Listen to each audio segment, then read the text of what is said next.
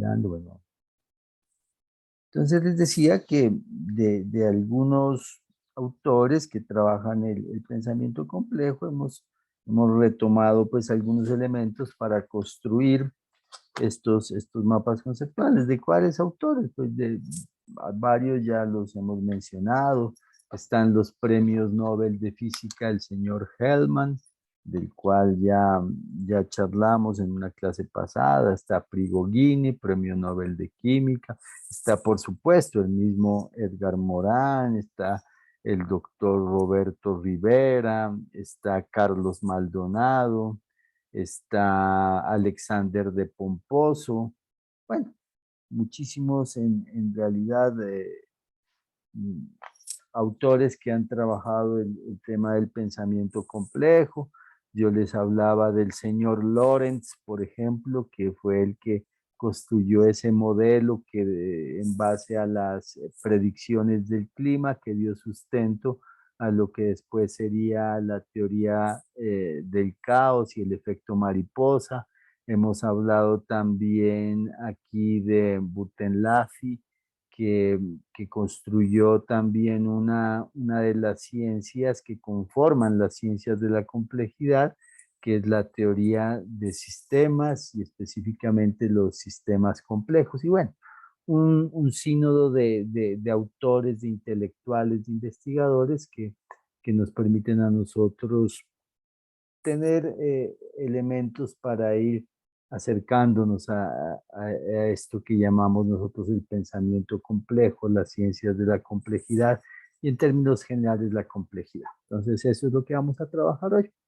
Primero, las 4 preguntas, las 4 afirmaciones, preguntas, después abordaje acerca de lo que es la ciencia clásica y les digo que nos acercamos a la ciencia clásica porque nos va a dar unas orientaciones de qué no es el pensamiento complejo o qué es aquello a lo que se opone el pensamiento complejo, con el fin de poder posteriormente poder argumentar de una manera más sólida y consistente en nuestras posiciones frente a la complejidad. Y después vamos a ver unos principios que orientan el devenir del pensamiento complejo. Todo esto tiene que, reitero, ayudarles a ustedes también en la construcción de este trabajo que tenemos cerca y que lo empezamos a socializar la próxima semana. Bueno, ya estamos en la sala, 13 personas. Parece que hay varios que todavía no terminan sus vacaciones. Seguramente como a mí, algunos estarán todavía bajo los efectos del COVID-19. Y para seguir, como yo les escribía el otro día también ahí en el chat del grupo, felicitar a Silvia, ¿no? Que ha sido designada por los estudiantes de la universidad en ese equipo que representará al estamento estudiantil en el consejo académico. Entonces, muchas felicitaciones.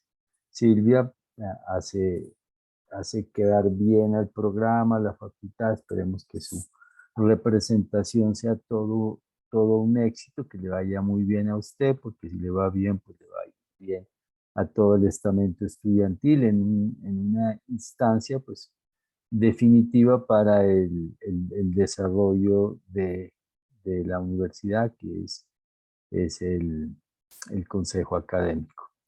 Entonces, felicitaciones Muchas gracias, nuevamente. profe. Sí, no, con mucho gusto y lo que se le ofrezca a sus órdenes. Tuvimos la oportunidad también, siendo estudiantes precisamente, en mi caso fui también representante al consejo académico en la época en que era estudiante de nuestra querida Universidad de Nariño. Y sé que eso pues implica grandes responsabilidades, pero grandes retos y grandes oportunidades de aprendizaje, ¿no? Nos permite tener una visión integral de la educación universitaria, conocer mucho acerca de otros programas y el conocimiento cuando es integral es más poderoso, ¿no? Eso es precisamente uno principios del pensamiento complejo. La transversalidad de disciplinar es fundamental para construir un conocimiento verdadero que eventualmente se pueda convertir en saber. Muy bien, entonces había preparado unas diapositivas, las voy a compartir. Aquí estamos.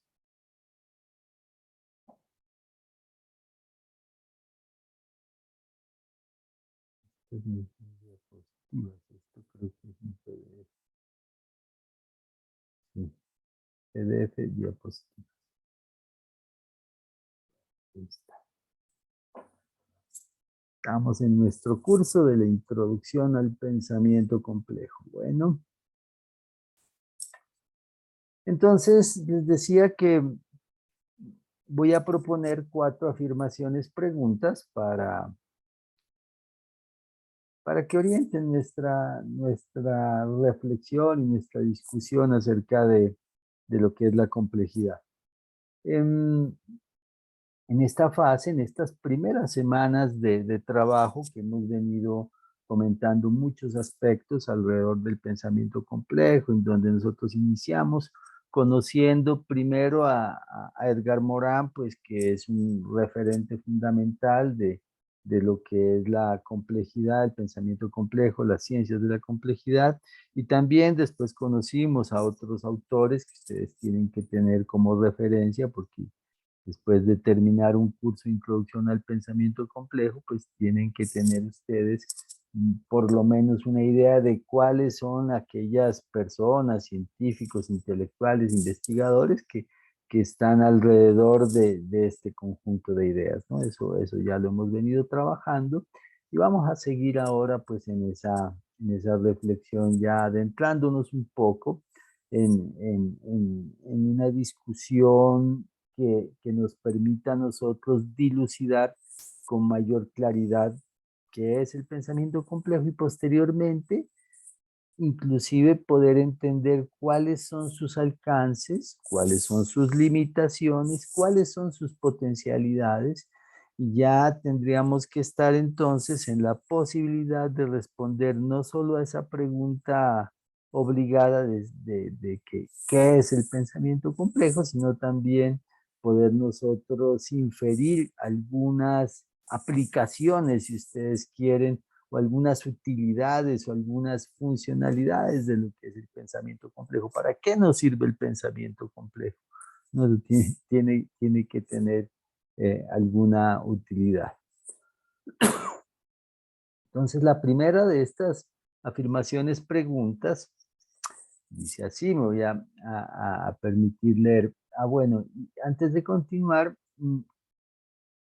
decirles pues que todas estas semanas que hemos venido hablando del pensamiento complejo, yo he procurado construir un discurso que los acerque a ustedes amablemente, un poco lentamente, lento pero seguro, como dice el refrán, a esta idea que es un poco difícil de concretar, ¿no? Entonces, por eso hemos venido lentos y por eso he sido yo el que ha tenido la responsabilidad de la construcción del discurso. Sin embargo, ya a partir de ese discurso que he compartido con ustedes, de las lecturas que ustedes han hecho, que les he propuesto, especialmente el texto de introducción al pensamiento complejo de Edgar Morin, entonces ustedes ya van a tener la oportunidad de participar más y de expresar un poco más sus propios puntos de vista. Hasta ahora, pues he sido yo el que más ha tenido la responsabilidad de soportar el desarrollo y el devenir de la clase, pero pues de la próxima semana seguramente ustedes van a tener más oportunidades de decir cuáles son sus inquietudes frente a este tema de la complejidad. Bueno, continuemos. Entonces, la primera decimos que la causa profunda del error no está en el error de hecho, o sea, la falsa percepción, ni en el error lógico, o sea, la incoherencia, sino en el modo de organización de nuestro saber en sistemas de ideas. ¿Cuál es el modo de organización de nuestro saber? Pues las teorías, las ideologías, incluso las religiones pueden, las filosofías religiosas pueden considerarse en una forma de organización de nuestro saber y de los sistemas de ideas. Aquí partimos de una afirmación y es que hay un error. ¿Un error en qué? Me preguntarán ustedes. Pues hay un error en la concepción del mundo, un error en la concepción, y cuando digo mundo, hay un conjunto de palabras bien interesantes a las que nosotros hacemos referencia, y es una unión de dos palabras. Nosotros decimos el acontecimiento mundo. ¿Qué es el acontecimiento mundo? El acontecimiento mundo es la realidad en la que vivimos. Desde la perspectiva de nosotros como licenciados en ciencias naturales y educación ambiental, puede ser el ecosistema planetario, entendiendo las relaciones ecosistémicas y la cultura juntas, ¿no? Evito voluntariamente y premeditadamente hacer referencia a una palabra que es la naturaleza. De pronto sería lo que primero se nos viene a la mente, porque esa palabra naturaleza está muy ligada a lo que es precisamente la ciencia clásica, pero con fines de lograr un entendimiento, porque la realidad nos dice que nosotros venimos condicionados, todos ustedes y yo durante mucho tiempo, por un sistema cultural, ideológico, académico, educativo, que nos ha venido desde siempre, desde que éramos niños, inculcando una forma de ver y de entender el mundo. Entonces, el error fundamental está en esa percepción que tendemos del mundo o del acontecimiento mundo. Y como les digo, el acontecimiento mundo es la realidad que desde nuestra perspectiva y pues para ponerlo en términos técnicos en nuestro lenguaje como licenciados en ciencias naturales y educación ambiental, sería esa relación ecosistema planetario cultura, pero que desde otro lenguaje podríamos decir el acontecimiento mundo pues es la naturaleza. Y esa puede ser entendida también de dos formas, desde una visión antropocentrista y desde una visión biocentrista. Desde una visión antropocentrista, donde esa relación del ecosistema planetario, ese ecosistema gira alrededor y en función del hombre. Y la cultura, como ese elemento cohesionador de las relaciones entre las personas, entre los individuos de una sociedad y de esa sociedad con el ecosistema, esas relaciones que establecen entre individuos, entre comunidades y de esas sociedades con la naturaleza es lo que nosotros denominamos cultura. Por eso existe una íntima relación indisoluble entre el ecosistema y la cultura. Y esa relación entre ecosistema y cultura es precisamente el acontecimiento mundo. Y esa percepción, esa visión, esa forma como entendemos nosotros ese acontecimiento mundo, o esa naturaleza, o esa relación ecosistema-cultura, está equivocada. Entonces ahí decimos que hay un error. ¿Y por qué decimos que está equivocada? Porque, bueno, no es que lo digamos nosotros, los hechos no lo demuestran. La crisis ambiental global no lo demuestra. El fracaso de conceptos ligados a ese acontecimiento mundo como el concepto de desarrollo sostenible, que es un concepto fracasado, no lo demuestra. Entonces hay un error, ¿no? Entonces, uno de los objetivos del pensamiento complejo es interpretar o reinterpretar mejor, porque decimos que la interpretación que hacemos los humanos de lo que es fenómenos fundamentales como la vida, la relación con los ecosistemas, esas preguntas ontológicas de cuál es nuestra misión en el mundo, de cómo debemos relacionarnos entre las personas, de cómo las personas debemos relacionarnos con el ecosistema, está equivocado, están alterados todos los valores y los principios fundamentales. Nosotros estamos determinados por un sistema hegemónico que nos ha impuesto unos falsos valores. Nuestras vidas discurren alrededor de temas como el consumo. El mercado es el que nos determina las prioridades de vida. Entonces, a pesar de que eso es lo que domina la cultura,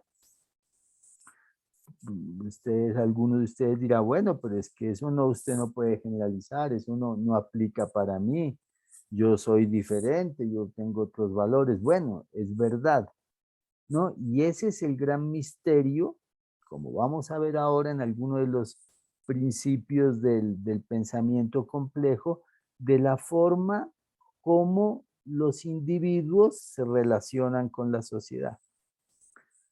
Porque aquí se conforma una aparente contradicción en el hecho de que los individuos, que a veces pensamos de manera diferente a la que yo estoy planteando, al decir que es el mercado el que determina los principios del ser humano como especie, pero el individuo a veces piensa diferente, el individuo. Pero cuando ese individuo, más otro individuo, conforman una comunidad y esa comunidad conforma una sociedad, esa sociedad piensa diferente. La sociedad se convierte en un sistema en sí mismo, ¿no? Un sistema conformado por individuos. Pero esa es la contradicción que nosotros tenemos que analizar. La sociedad se comporta de una forma diferente o piensa esa sociedad de una forma diferente a, a la forma en la que piensa un individuo o algunos individuos, porque no todos pensamos igual. Entonces puede haber dentro de una sociedad, no puede haber, de hecho lo hay, personas que piensan de formas muy diferentes, pero la sociedad en su conjunto tiene un pensamiento que anula la forma en que piensan los individuos.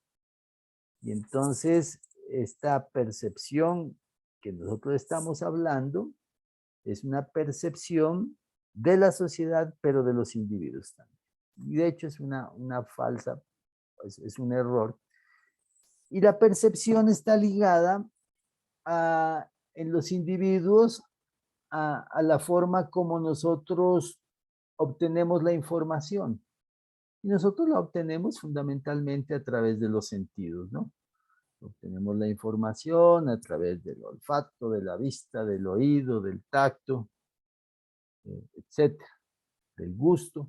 Pues obtenemos esa información que es la que nos permite a nosotros eventualmente que con nuestro patrimonio cultural, que esa información se transforme en conocimiento.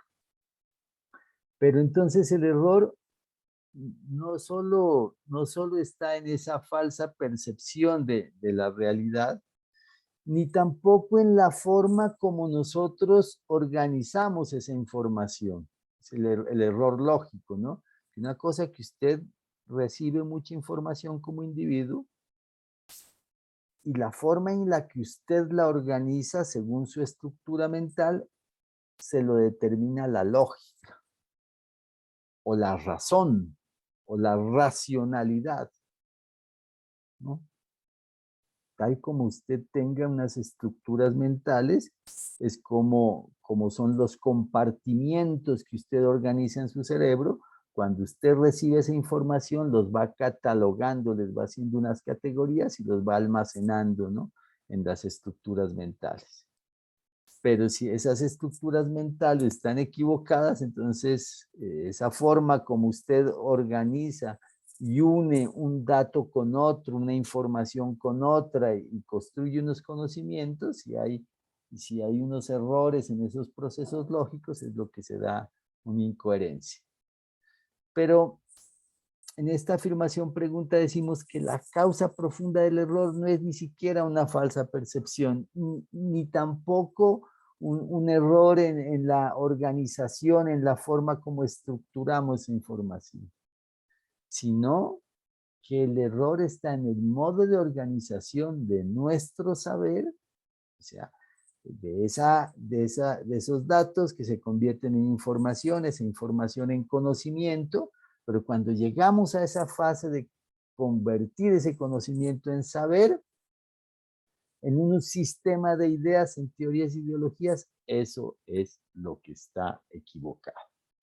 Y entonces hacemos aquí, con todo este discurso, tal vez un poco enredado, que he tratado yo de ser lo más eh, didáctico posible, en el sentido de que ustedes puedan seguirme y compartir este discurso y este análisis, terminamos diciendo que el problema fundamental está en las teorías y en las ideologías.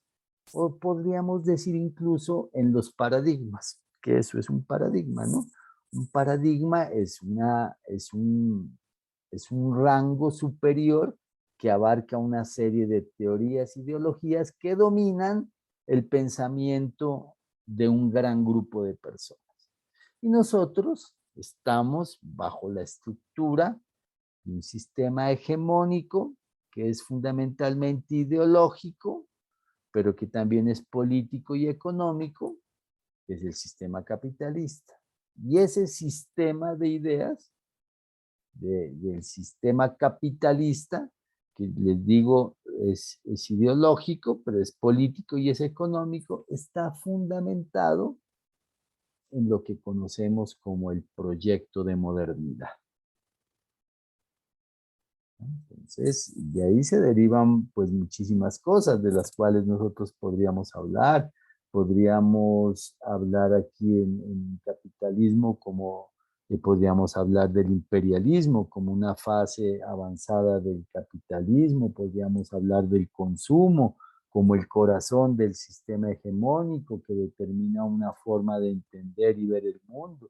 Podríamos hablar del bienestar como esa aspiración en esa escala de principios y valores que nos propone este sistema hegemónico. Entonces, toda esa estructura de ideas que domina todo, ¿no? Por poner un ejemplo, en educación, el resultado de toda esta estructura, de todo este modelo, es la educación por competencias. La educación por competencias es el reflejo de toda esta estructura y nosotros hemos sido formados en eso desde siempre. Y eso es lo que nosotros en nuestro trabajo inclusive tenemos que salir a hacer, ¿no? A reproducir esta forma esta forma de pensar en nuestros estudiantes. Y desde el pensamiento complejo se piensa que eso es un error, ¿no? Esa visión de la ciencia clásica, esa visión disciplinar, el conocimiento fragmentado, reduccionista, en fin. Bueno, dirán ustedes, el profe vino después de diciembre y después del COVID más enredado que de costumbre. Es posible, pero sigamos con la segunda afirmación y la segunda pregunta. Bueno, ¿cómo vamos hasta ahí? A ver, ¿alguna necesidad de aclaración o algún comentario? ¿O seguimos?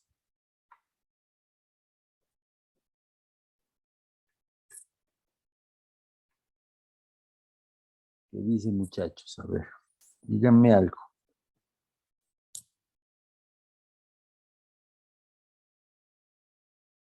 Vas a ver que están ahí. Bueno, Profe, hola, o Ancho. sea, pro- pro- en esa afirmación podría decirse que como conclusión sería que eh, el error máximo sería pues la forma o sea, los sistemas, o sea, de cómo tenemos organizadas nuestras, o más bien de cómo nos han dado esas teorías, ideologías, de Sí, cómo han pues llegado a nuestras como nos vidas. las han dado, claro, porque no ha sido, digamos, no nos han dado otra opción a nosotros, ¿no?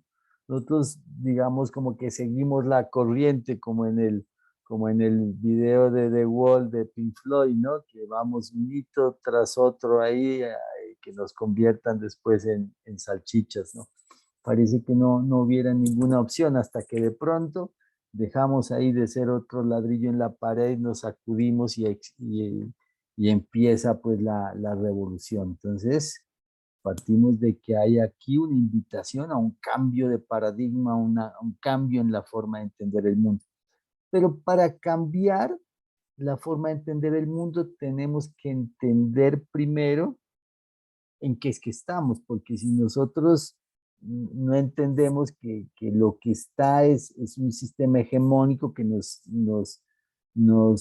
conlleva a no pensar realmente, pues entonces si no entendemos que hay problemas, no podemos construir alternativas de solución, ¿no? Porque podríamos pensar, no, esto así como está bien, dejemos así. Aquí se están inventando problemas donde no hay problemas. Entonces, la primera parte es hacer esa reflexión y entender que ese sistema, que como tú dices, no es que nosotros lo hayamos construido, nosotros pues ya nos pusieron en ese camino y seguimos andando porque no conocemos otros. Pero entonces este es como un despertar, ¿no? Como un despertar a una nueva realidad.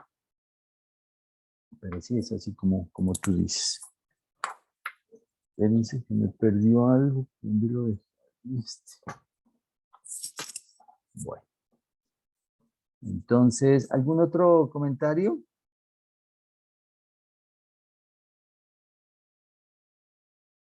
Y sigamos con nuestra segunda. Lista.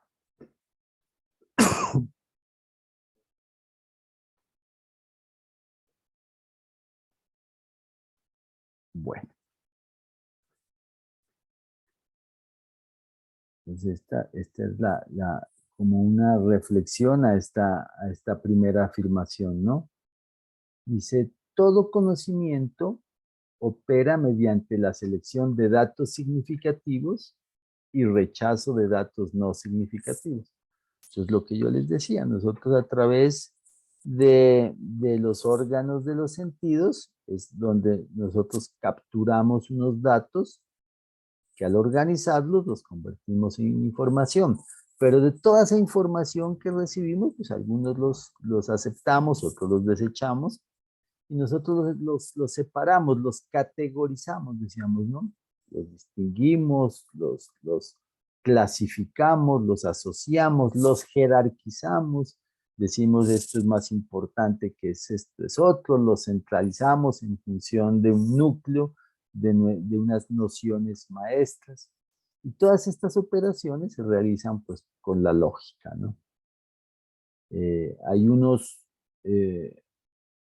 organizadores que son supralógicos que nosotros tenemos condicionado pues en nuestro cerebro y que están determinados por los famosos paradigmas. En nuestro caso, ya les dije, pues es el paradigma del pensamiento occidental, que es la modernidad, ¿no? Y nosotros muchos de esas estructuras las operamos inconscientemente, ¿no? Es un concepto similar y voy a hacer aquí una analogía con algo que ustedes ya conocen para que de pronto se entienda mejor. Y es como el currículo oculto que existe en las instituciones educativas. Eso no está escrito, no está en el manual de convivencia, no está en el PI, no está en las normas educativas, pero es lo que se hace en la institución educativa, ¿no? es ese orientador que no está en ninguna parte, pero que es ley más fuerte que si estuviera escrita.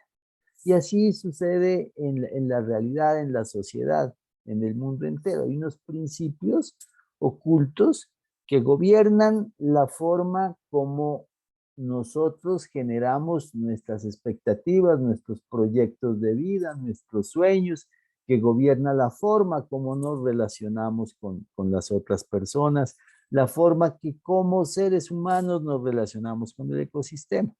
Hay cosas que no están escritas, pero están determinadas precisamente por el paradigma.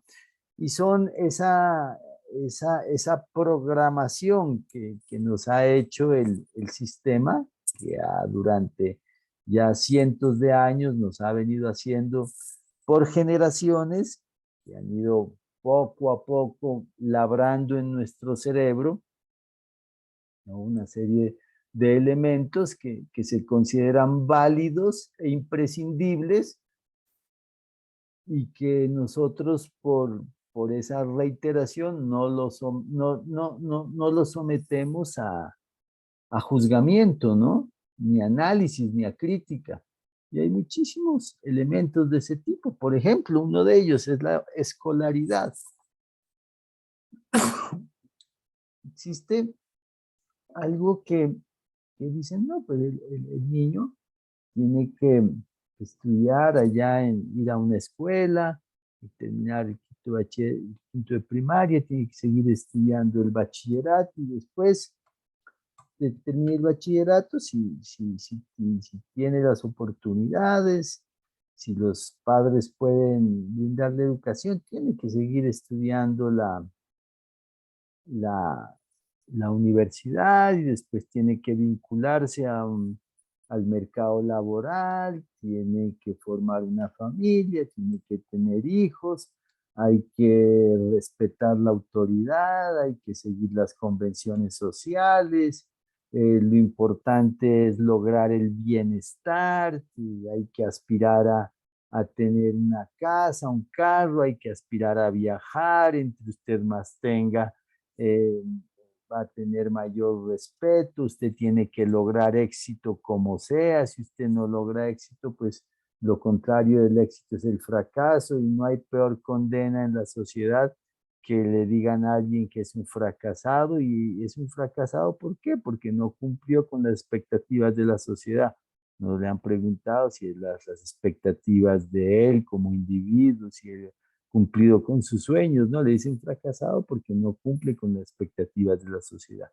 Y todo eso es como el gran currículo oculto de la sociedad que el sistema hegemónico nos ha venido taladrando en nuestros cerebros, en la conciencia colectiva por cientos de años, ¿no? Entonces son los principios ocultos que gobiernan nuestra visión de las cosas y del mundo sin que muchas veces tengamos conciencia de ello. Una primera invitación del pensamiento complejo es a retomar conciencia de eso, a romper esquemas, a romper estructuras, a criticar esos códigos ocultos, a revisar en nuestro caso como profesionales de la educación, a revisar esos currículums ocultos que se mantienen en las instituciones educativas, ¿no? Una invitación poderosa también. Bueno, esa es la primera. La segunda es una cruda verdad. Dice, hay una nueva ignorancia ligada al desarrollo mismo de la ciencia. Hay una nueva ignorancia ligada al desarrollo mismo de la ciencia. ¿Qué creen ustedes que quiere decir con esa cruda verdad? ¿Qué se les ocurre? ¿A qué se refiere esa frase? ¿Quién quiere comentar?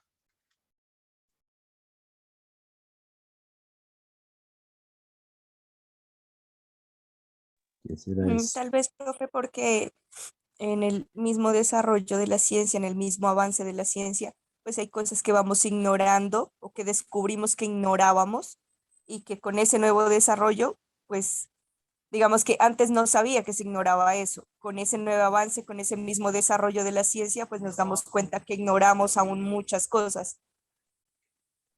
Sí, sí, no, ese es como muy en lo que dice Silvia es como en el sentido de la frase del filósofo griego que dice solo sé que nada sé, ¿no?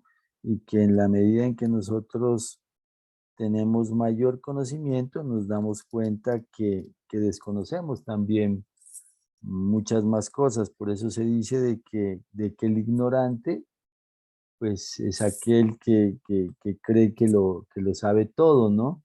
El ignorante desconoce fundamentalmente cuánto es lo que no sabe.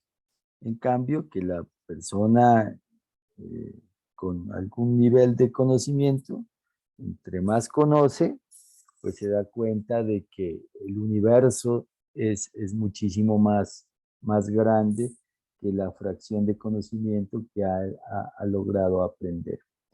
Esa es una forma de entender la afirmación, ¿sí?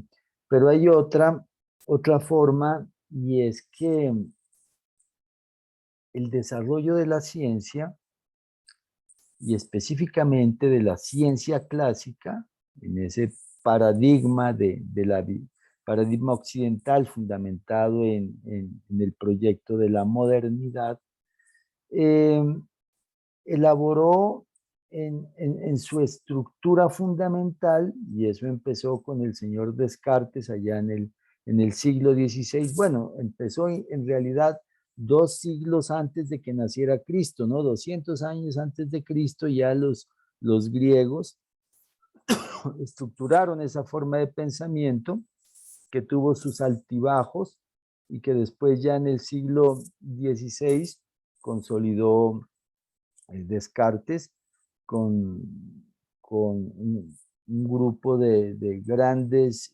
científicos que lo siguió, como Newton, como Copérnico, como Galileo Galilei, y posteriormente con todos los que ya, los filósofos alemanes que estructuraron, que le dieron forma al proyecto de modernidad, como Kant, como Kierkegaard, como Hegel, como Schopenhauer, como Heidegger, y que después ya con la asentamiento, la división de las disciplinas se fue forjando, ¿no? Especialmente la física, la química, la biología, que tenían un lenguaje común que eran las matemáticas, muy separadas estas ciencias que llamaban duras de las ciencias humanas, a las cuales en ese tiempo no las consideraban ni siquiera ciencias, sino como un elemento referente nomás. Ellos fueron en ese desarrollo de esa ciencia ignorando los avances de las demás disciplinas. ¿A qué me refiero? Aquí me refiero a un fenómeno que se llama la hiperespecialización. Y es un fenómeno en el que la ciencia ha caído, especialmente esa ciencia disciplinar, y es algo que yo les he comentado ya en el pasado, ¿no? Ese grado de hiperespecialización genera una ignorancia del contexto. Entonces decimos que yo pongo siempre el ejemplo de la medicina, ¿no? Cuando usted tiene un familiar, un pariente, un amigo, un conocido que empieza a estudiar medicina y está por ahí en séptimo, octavo semestre, usted ya le puede preguntar, hola, me está doliendo la barriga o me está doliendo la cabeza o me duele la garganta o venga que me corté acá, que me tronché el pie, ¿qué hago? Y él seguramente le dice, no, lo que tienes que hacer es esto y esto otro. Y ya termina medicina y entonces el médico general, pues cuando uno está enfermo, lo atiende siempre es un médico general, ¿no? Que si ya es alguna cosa complicada, lo manda con el especialista, pero el médico general sabe de todo.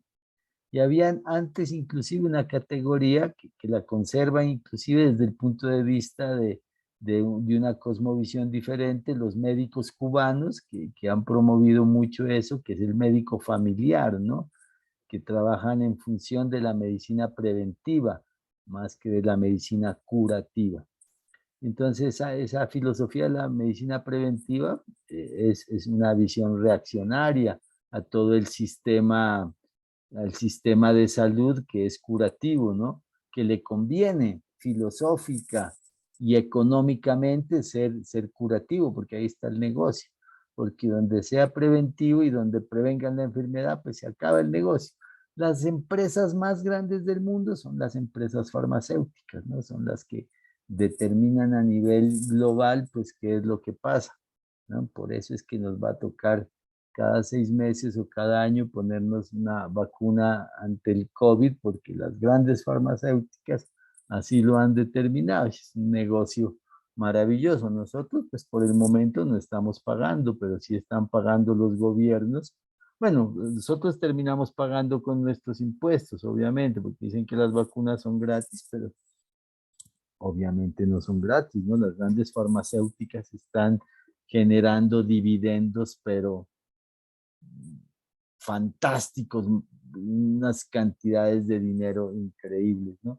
Y después, cuando los gobiernos ya no las paguen, pues el que quiera vacunarse contra la cepa, la última cepa que ha salido, pues si tiene plata, podrá comprar la vacuna, si no, pues tendrá que enfermarse. Y eso es de esas características. Entonces, los médicos generales le ayudan a usted con todo, ¿no? El médico de familia sabía de todo y le ayudaba a todo. Pero cuando para aventura de ese médico logra entrar a una especialización, ¿no? Que son supremamente difíciles. Por ahí tengo una sobrinita que se graduó de médico y quiere estudiar esto, ¿cómo se llama? Lo de la piel, dermatología.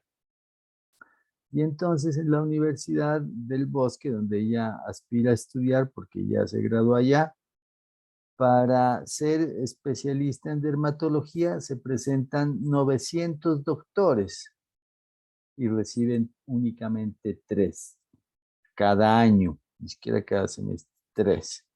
Entonces se convierte en una mafia, en unos intereses y se han inventado en las universidades que les hacen unos cursos para preparar a los doctores para que presenten los exámenes. Los cursos supremamente costosos. Entonces muchos doctores optan por tomar ese curso para presentarse al examen que les permita acceder a estudiar para ser especialistas. Son cursos de un semestre que valen más de lo que valía un semestre en la carrera. Y ahí pues como si de 900 pasan 3 únicamente, imagínense esa belleza de negocio, esos doctores presentes y presentes la cantidad de veces para tratar de pasar allá. Entonces, si por suerte logran especializarse, entonces el que estudió ya dermatología, pues si usted va con un dolor de estómagos porque pues usted de pronto tiene, son parásitos porque se fue por allá a tomar agua sucia y le dieron un chapil viejo por allá y entonces se fue a una marcha y en la marcha estaban dando chapil y usted tomó chapil y se había estado ahí hecho con agua sucia, se enfermó de los parásitos. Entonces va donde su amigo que le ayudaba, que desde que estaba en 7º semestre lo recetaba a usted, y como él ya está estudiando dermatología, él ya sabe solo dermatología. No, pregúntame de dermatología, ¿tienes dolor de estómago? No tengo ni idea, hermano, yo no sé, a mí pregúnteme de dermatología. Entonces ese mismo médico en ese desarrollo del avance científico que de pronto es necesario, ¿no? Que alguien esté especializado solo en los problemas de la piel, que son muy importantes. Pero entonces se genera una nueva ignorancia en el sentido de poder ver el sistema cuerpo como un todo integral, ¿no? Y ese ha sido el gran problema con lo que llamo yo la relación ecosistema-cultura o con el ecosistema planetario, ¿no? Que entonces ya esa súper hiper especialización no nos permite ver el contexto. Y los temas ambientales son fundamentalmente temas contextuales, porque la alteración de una sola de las relaciones entre las especies del ecosistema lo desequilibra. El ecosistema planetario es un ecosistema en realidad muy frágil. Miramos que la vida en el ecosistema planetario se sostiene en un rango climático, un rango de temperaturas muy estrecho en realidad. Que si nosotros variamos ese rango de temperaturas en 3, 4, 5 grados, ocurre el desastre climático inmenso. Aquí la gran alerta mundial se ha puesto porque se aspira que podamos nosotros detener por el momento, porque no es un stop definitivo, sino darnos un poco más de tiempo al momento de que lleguemos a una elevación de la temperatura global en 1.5 grados centígrados. A 1.5 grados centígrados las alteraciones del clima son impredecibles. A 2 grados centígrados, catástrofes tras catástrofes, y tendremos que vivir en un planeta y el ser humano tendrá que adaptarse a unas condiciones como no las ha visto en los últimos 7.000, 8.000 años, ¿no? Entonces el rango de adaptación es muy pequeño, 1.5 grados, 2 grados en el concepto universal, en el concepto geológico, pues no es prácticamente nada. Entonces, pequeñas alteraciones, eso ustedes recuerden cuando hablábamos de la teoría del caos, alteraciones relativamente imperceptibles en la forma en que elementos de un sistema interactúan pueden generar cambios catastróficos. Y eso es lo que pasa en el ecosistema.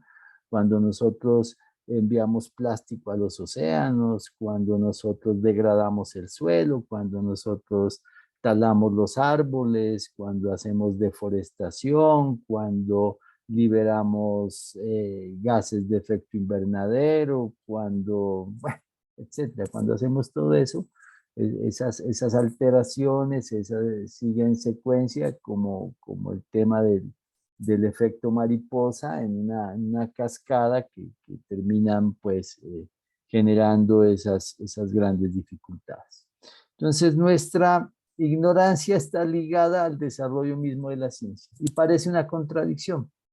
Y el pensamiento complejo, para que lo vayan mirando ustedes, es fundamentalmente es poder identificar las contradicciones. Pero que existan contradicciones, según el pensamiento complejo, no es malo. Es casi que el objetivo del pensamiento complejo, encontrar esas contradicciones. En el caso pasado encontrábamos pues una contradicción bien interesante en el hecho de que el individuo piensa de una manera y la sociedad piensa de otra, ¿no? Siendo que el individuo conforma la sociedad. Decimos, ¿cómo puede ser eso? Acá también, entre más avance la ciencia, más se genera un desconocimiento. En esta forma en la que está estructurado hoy en día el conocimiento científico, que es algo que también el paradigma de la complejidad propone cambiar, ¿no? Y frente a este desarrollo disciplinar de la super hiper especialización, surge precisamente en contravía de eso un elemento que es la transversalización, ¿no? Entonces, después de lo disciplinar, surgió lo pluridisciplinar, después lo multidisciplinar y después lo transdisciplinar, ¿no? Entonces, la idea es que los problemas sean abordados de una forma más integral. Pero esto no quiere decir que nosotros debamos abandonar la posibilidad y el hecho de que nuestros científicos se especialicen. ¿no? Esa es la otra gran contradicción que aporta el pensamiento complejo. Porque ustedes dirán entonces, bueno, entonces, si no es especialista el médico oncólogo, por ejemplo, el especialista en cáncer, entonces que todos sean médicos generales. No, necesitamos al oncólogo, al dermatólogo, al traumatólogo, en fin, a todos esos médicos que desarrollan esa especialidad los necesitamos. Pero necesitamos que a la vez que ellos profundizan en el conocimiento, en la estructura formativa, que es ya una forma de pensamiento que no depende de ese ciudadano, de ese profesional, de ese individuo que se metió ahí a estudiar, porque él pues estudia y aprende lo que le enseñan, sino es del sistema en general, perdón, que lo lleve a él a entender las relaciones de esos problemas que él está investigando con las otras áreas de la medicina en primer lugar, pero inclusive con las otras áreas de la ciencia que están por fuera de la medicina, con la psicología, con la sociología, con la química, con la antropología, con la economía, porque todo eso pues está íntimamente relacionado. Que en el caso del dermatólogo, entender que pues que hay una explosión de cáncer de piel en estos momentos. ¿Pero por qué es el cáncer de piel? Pues precisamente por un problema que alguien le puede poner un origen ideológico o tal vez económico, que es el mismo capitalismo que nos está llevando a generar gases de efecto invernadero porque promueve producciones que atentan contra la sostenibilidad del ecosistema planetario. Entonces, si usted quiere, entonces ahí podemos ligar ese problema del cáncer de piel que lo atiende un dermatólogo en su área disciplinar específica, ¿no es cierto? Y que él debe saber cómo tratarlo, pero tiene que entender también cuáles son los orígenes del problema, porque eso nos ayudará como individuos y como sociedad a superarlo. Pero si él se concentra simplemente en que tiene que echarse esta cremita o tiene que hacer esto otro, pero no entiende las dimensiones del problema, él como individuo lo que está generando es una nueva ignorancia, así sea, así logre desarrollos en la ciencia. Perdonarán ustedes, pero no, ya había perdido la costumbre de hablar así un largo rato y recién saliendo de este COVID, todavía está un poco afectada la garganta. Tocares dicen que hay un remedio buenísimo de hervidos con chapil que cura todo, pues tocará probar esa sabiduría compleja. ¿Ustedes qué dicen? ¿Será verdad o será mentira? ¿O tomamos ibuprofeno nomás? ¿Alguien tiene? Mejor. Sí, hay constancia. Pues a los que no les ha dado, a Angie, Alexandra, Michael, de pronto podemos investigar y ellos han estado tomando herviditos con chapil y eso es lo que los ha tenido sanos. ¿Será? Sebastián, ¿qué dice? Bueno, vamos a ver entonces nuestra otra afirmación. ¿Qué les pareció esta reflexión? ¿Qué comentario hay? ¿Si está claro? ¿Alguna cosa que decir?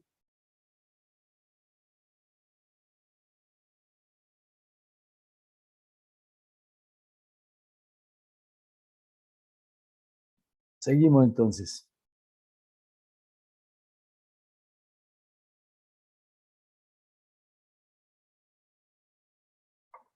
La cruda verdad número 3, relacionado con lo anterior, hay una nueva ceguera ligada al uso degradado de la razón.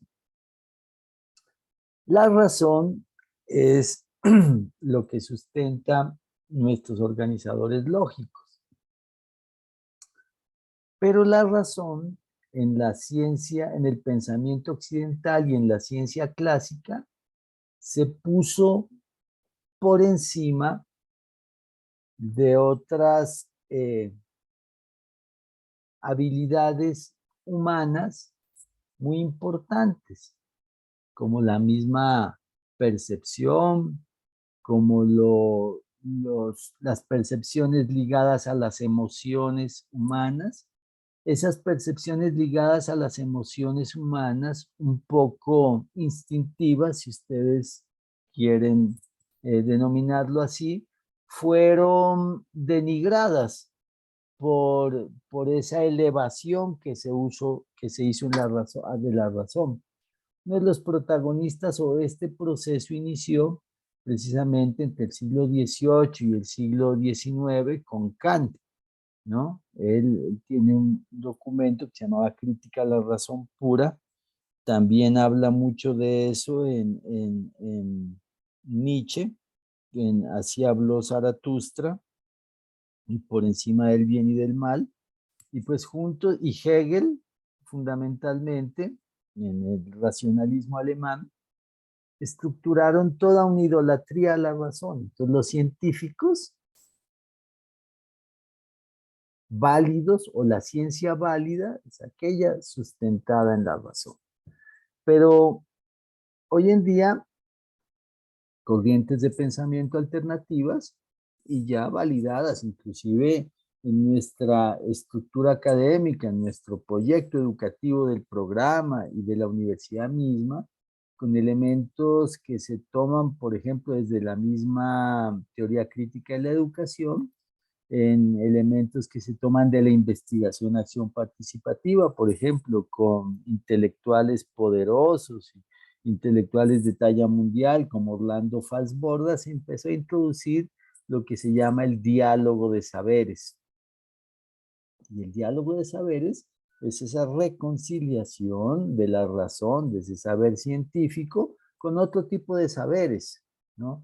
Ese saber, por ejemplo, ancestral, ese saber que pueden tener nuestros campesinos, un saber que puede no ser un saber académico, sistematizado y organizado tradicionalmente, como lo dicta pues la ciencia clásica, pero pues los campesinos que han vivido toda su vida de trabajar la tierra, por ejemplo, ellos sabían un poco casi que olfateando el aire, sabían si iba a llover o si no iba a llover, mirando cómo estaba la luna, cómo era el atardecer, mirando las señales que da la misma naturaleza, el canto de algunas aves, cómo estaban algunas plantas en su follaje.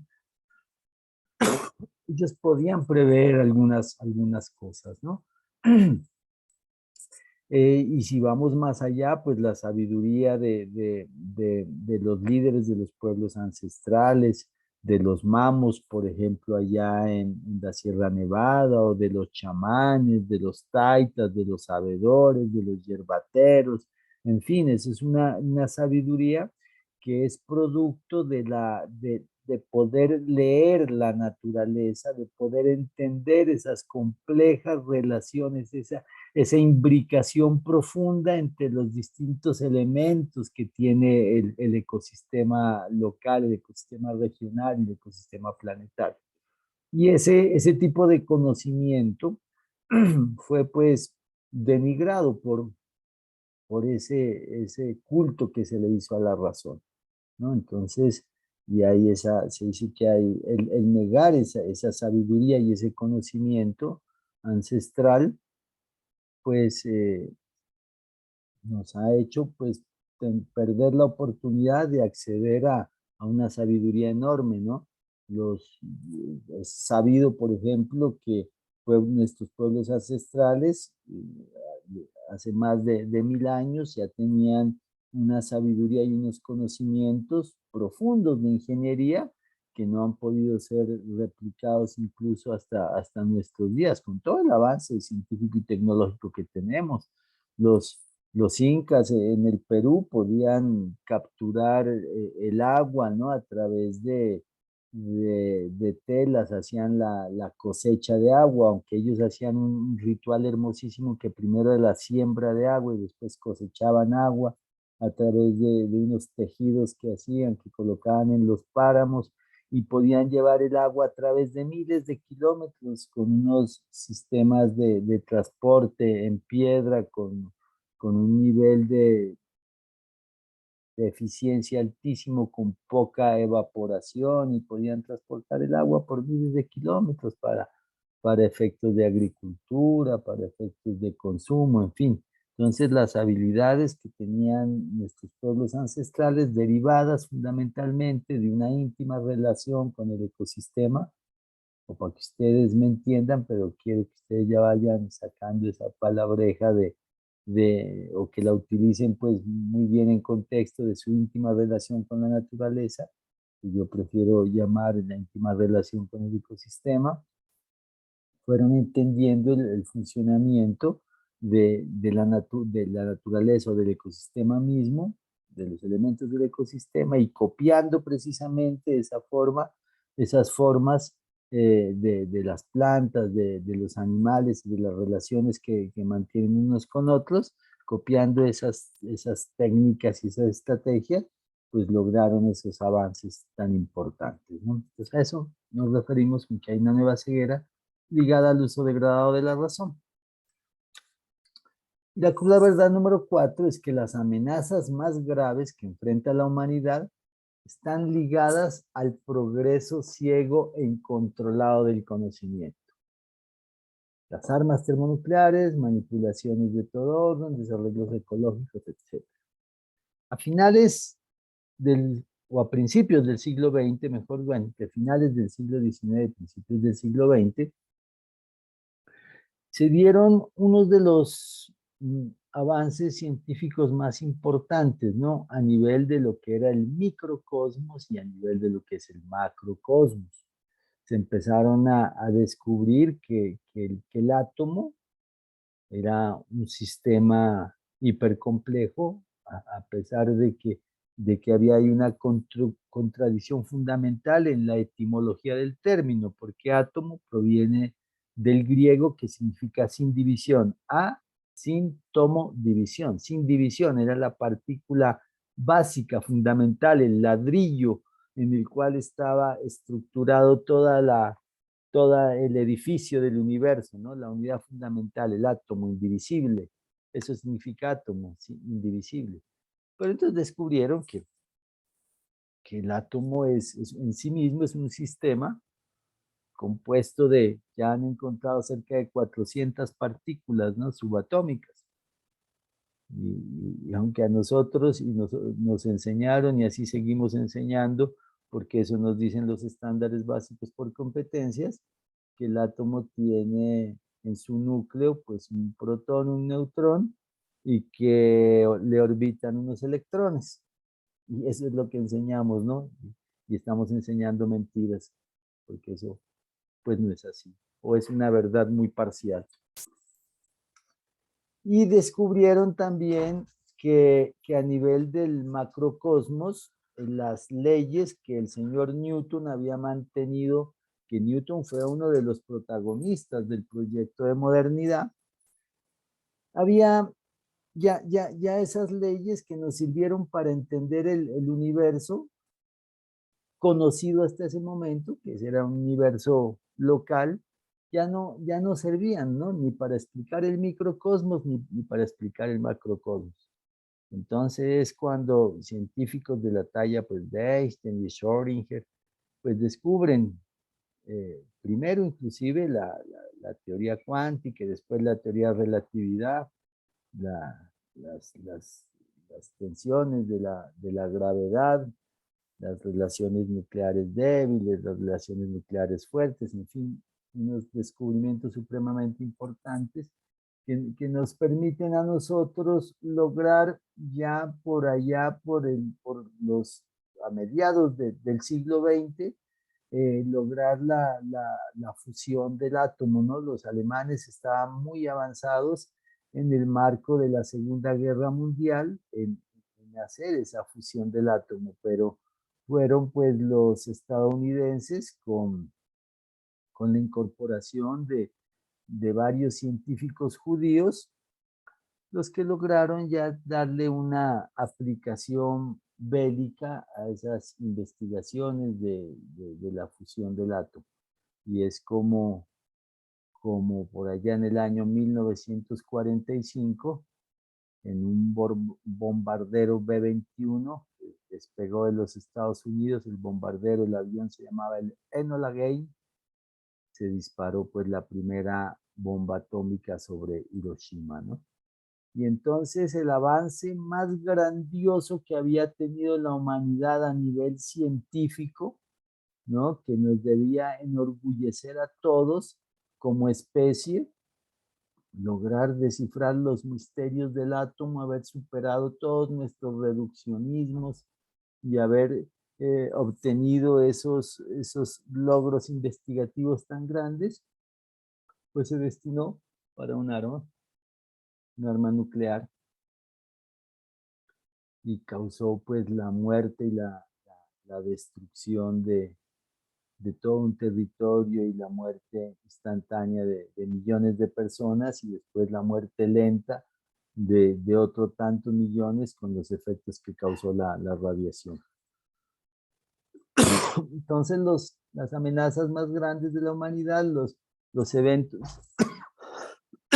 perdón, los eventos científicos que se originan en el desarrollo científico aplicados a la tecnología, son los que hoy por hoy nos tienen en una crisis ambiental. Entonces es la nueva paradoja, la otra paradoja o la contradicción que nos pone en evidencia precisamente el pensamiento complejo, que es la de que avanzamos, ¿no?, en conocimientos científicos, pero esos conocimientos científicos pueden ser los causantes de que la humanidad se acabe. Siempre estamos al borde de una amenaza nuclear. Antes se hablaba mucho de ello, hoy no se habla tanto, pero la amenaza continúa. Hay muchos países, muchos locos, muchos terroristas por ahí ya con capacidades nucleares, y cuando algún loco de esos se fume alguna vaina rara, o se tome muchos tragos y lanzan una bomba de esas, pues hasta ahí llegamos todos. Pero además de eso, pues está lo que hemos venido hablando, ¿no? La amenaza climática, la pérdida de biodiversidad. En otra área científica en donde se lograron grandes avances, como la biología, la genética, la manipulación genética, la manipulación de los genes a nivel de microorganismos y de macroorganismos, puede llevarnos también a la desaparición como especie. A los amantes de las conspiraciones, pues no dejarán de pensar en este momento que el mismo COVID-19 puede ser producto precisamente de la manipulación genética de algún microorganismo, en este caso de un virus específico. Pues nadie ha confirmado todavía que no haya salido de un laboratorio de Wuhan, y que el virus efectivamente no sea una evolución o una mutación natural, sino algún error en un experimento, o ni siquiera un error, de pronto no, en el campo de la especulación cabe todo y podría ser hasta voluntario. Pero no nos vamos a meter en ese campo, pero lo real es que el hombre sí está en capacidad científica de hacer eso, y no duden de que los intereses económicos dan para que gente sin escrúpulos, sin ética, sin conciencia, pues lo haga, ¿no? Lograron lanzar bombas termonucleares, pues están destrozando el ambiente, el sistema planetario, pues la nave que nos transporta por el universo, como decía Carl Sagan, estamos dañando nuestra nave, y ella pues nos va a dejar varados en algún momento si no la cuidamos. Entonces esa es la cruda verdad número 4. Eso, muchachos, les cuento que vamos a dejar por ahora hasta ahí, mientras ustedes retoman aquí el ritmo de estudio y de trabajo. El próximo lunes nos vemos para presentarles los mapitas conceptuales que hice de la ciencia clásica y del pensamiento complejo, y después ya empiezan ustedes a conversarme un poco más. Los quiero ya escuchar más a ustedes, porque ya he hablado mucho estas últimas semanas, estos últimos meses con ustedes acerca del pensamiento complejo. Mentiras, aquí vamos a seguir conversando y profundizando en estos temas. No sé si hay algún comentario, alguna cosa que quieran decir.